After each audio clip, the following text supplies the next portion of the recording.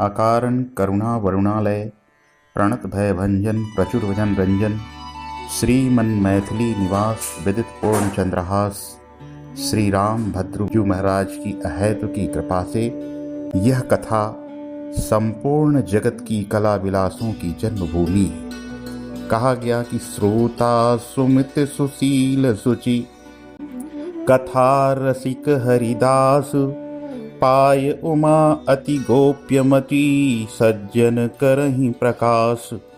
अपार सुख की जननी है यह कथा, विवेक रूपी महावृक्ष का केंद्र स्थान है यह कथा, समस्त प्रौढ़ सिद्धांतों की पाताल भूमि पर्यंत महानीव है यह कथा, समस्त नवरसों व्याकरण साहित्य का सार है यह कथा, वाणी का महान अक्षुण भूषण है यह कथा, और यह मंगल कथा सभी महाविद्याओं की आदि शक्ति पीठ है। सज्जनों का कविकुल पुंगवों का प्राण जीवन धन है यह कथा। यही मंगल पावन करनी रघुनाथ कथा सभी वेद शास्त्रों पुराणों का आदि निवास स्थान है। भगवती सरस्वती वीणावादिनी हंसवाहिनी का प्रचुर सुषमा सौंदर्य रूपी अपार भंडार राशि है यह कथा। अब यह कथा काव्यों की राजराजेश्वरी तथा महान आर्य ग्रंथों का महामूल है, अथवा श्री राम कथा कामधेनु के समान महान पयस्विनी है, जिनका नाम लीला गुणधाम एक शब्द मात्रा का स्मरण ही कल्याणकारी है, अथवा उल्टा नाम भी मुक्ति भक्तिदायक है। कूजंतम राम रामेति मधुरम मधुराक्षरम आरुह्य कविता शाखाम वंदे वाल्मीकि कोकिलम। महर्षि वाल्मीकि अजर अमर हो गए। उल्टा नाम जपति जग जाना वाल्मीकि भय ब्रह्म समाना। श्री राम कथा के महान अग्रणी वक्ता श्री राम का मरा मरा नाम ही तो जपा था। इसलिए सज्जनों, यह कथा अलौकिक और अद्भुत है। यह महासागर है जिसमें जितनी शक्ति भक्ति है उतना रस मोती खोज लेता है।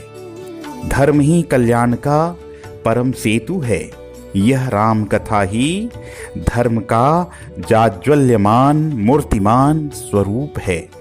श्री राम स्वयं ही धर्म के मंगलमय पावन स्वरूप हैं।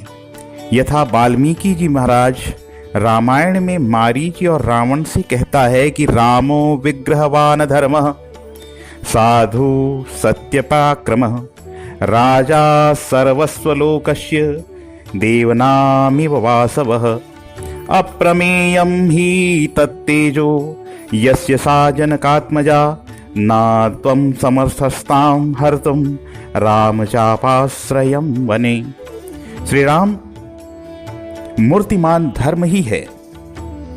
सज्जन साधु शिरोमणि हैं, उनका पराक्रम परम सत्य है। जैसे देवताओं के राजा इंद्र हैं वैसे ही सब लोगों के राजा हैं। उनका तेज अप्रमेय है।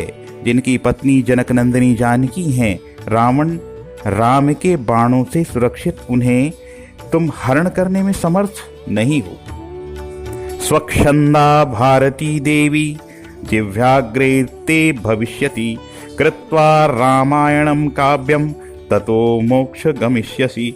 जिनकी वाणी पर सौंदर्य अलंकार और विभूषित स्वयं भारती देवी विराजमान हो, उस कथा का अपूर्व रस धीर गंभीर उदार आस्तिक श्रोता ही समझ सकते हैं।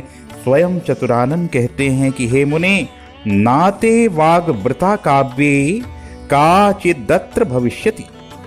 जिसमें अमृत रस सार ही भरा है वह है भगवान श्री राम की कथा। यह कथा लोक परलोक की कल्याणदायिनी है। तन मन वाणी से कृत पाप को तत्काल नाश करने वाली है यह कथा। यह कथा ही कलिकाल में एक सरल गति मुक्तिदायिनी है। संसार जानता है कि राजा परीक्षित को मुनि सापवश तक्षक नाग डसा था। बता दिया गया था कि आज के 7वें दिन भोगावती पाताल से महान बलशाली तक्षक नाग आएगा और आपको डसेगा। बचाव का उपाय जितना भी बन सके कर लीजिए।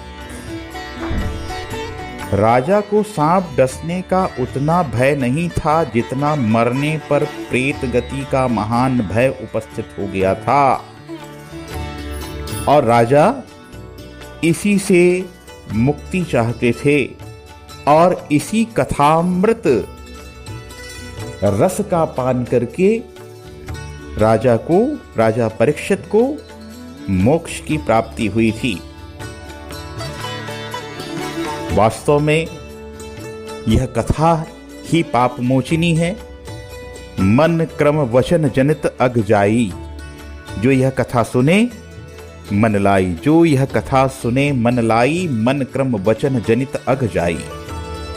मन लगाकर सुनने का हेतु यह है कि कथा के बिना बेचैनी बढ़ जाए, भोजन पानी नींद सब अप्रिय लगने लगे, तब कथा का मजा ही कुछ और है। आशा वसन व्यसन यह तिन्ही, रघुपति चरित होय तह सुनहि।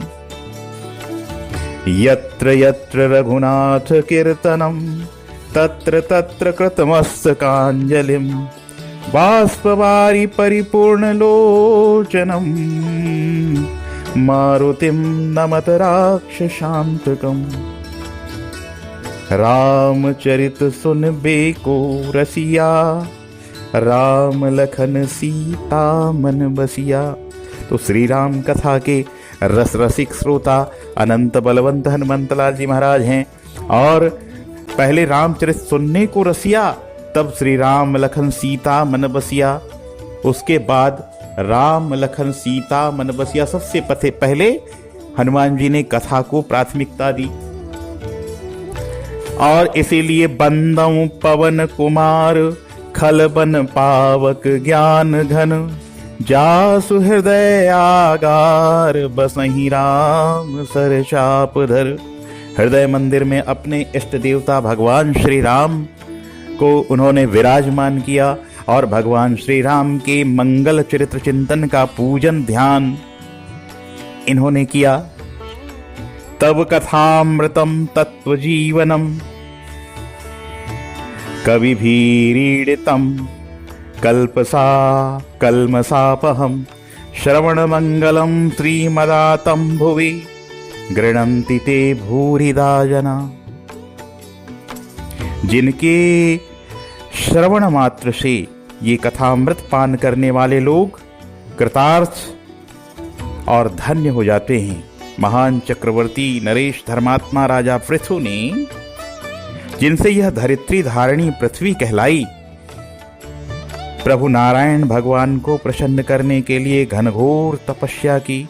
श्री नारायण प्रभु प्रसन्न हुए, बोले कि नरेश हम प्रसन्न हैं, आप वरदान मांगिए। राजा ने हाथ जोड़कर नतमस्तक होकर कहा कि यदि प्रभु आप प्रसन्न हैं इस सेवक पर, तो इस हमारे शरीर में 10,000 कान लगा दीजिए। श्री नारायण मुस्कुराकर बोले कि नारायण नरेश, इतने कान लेकर तुम करोगे क्या? इकाई दहाई सैकड़ा तक तो ले जाओ। लेश ने कहा कि प्रभु 2 कानों से आपका चरित्र समाता नहीं है, तृप्ति नहीं होती है। जिनके श्रवण समुद्र समाना, कथा तुम्हारी सुभग सरिनाना। भरहि निरंतर होई न पूरे, तिनके ही तुम कहूँ गृह रूरे। स्वाभाविक है कि जब मधुर अमृत रस बह रहा हो तो कौन अभागा छोटा पात्र ले जाना चाहेगा। जहां पानी मुफ्त बटे तो लोग घड़ा लोटा बाल्टी लेकर दौड़ते हैं, फिर दूध बटे तो ड्रम खोजते हैं, फिर अमृत के लिए तो बृहद पात्र खोजना ही चाहिए। अतः नरेश ने 10,000 कान मांगा तो भी कोई अतिशयोक्ति नहीं है। हम होते तो 10 लाख कान भी कम ही बताते। समुद्र को भरने के लिए कितने बड़े पात्र की जरूरत हो सकती है, इसकी कल्पना आप शीलवान बुद्धिमान श्रोता जन कर सकते हैं। वास्तव में प्रभु कथा अमृत का सार है। वास्तव में कथा क्या है? प्रभु का मंगलमय विराट रूप ही कथा है। वेदे रामायणे पुण्ये भारते भरतर्षभ आदौ चान्ते च मध्ये च हरिः सर्वत्र गीयते। बंदौ राम राम रघुवर को हेतु कृशानुभानु हिम कर को। तुम पुनि राम राम दिन राती सादर जपहु अनंग राती। तो यह कथामृत श्री राम की निरंतर कथा जीवनी शक्ति को प्रभावित करती है। कथा ही जीवन के हर अंग को भर देती है। दिनचर्या मधुर हो जाती है। लोक व्यवहार का ज्ञान कराती है। यह कथा परलोक का सोपान बनाती है। संत लोग एक कथा कहते हैं कि यह राम की जो कथा है वो संपूर्ण पापों का शमन करने वाली है। भगवान श्री राम स्वयं कहते हैं कि सन्मुख होई जीव मोहि जब ही जन्म कोटि अघनाशहि तबहि। भगवान कृष्ण गीता में कहते हैं कि सर्वधर्मान परित्यज्य मामेकं शरणं व्रज अहं त्वां सर्व पापेभ्यो मोक्षयिष्यामि मा शुचः। इस तरह से भगवान की कथा भगवान के प्रति समर्पण का भाव आनंद देने वाली है और इस भवसागर से मुक्ति दिलाने वाली है। सकल सुमंगलदायक रघुनायक गुणगान सादर सुनहि तितरहि भव सिंधु बिना जलयान। तो इस तरह से बिना जलयान के इस भवसागर को पार कराने देने वाली है राम कथा, भगवान श्री राम की कथा। तो इस तरह से श्रोताओं राम कथा का ये महत्व मैं आप लोगों को सुनाया हूँ।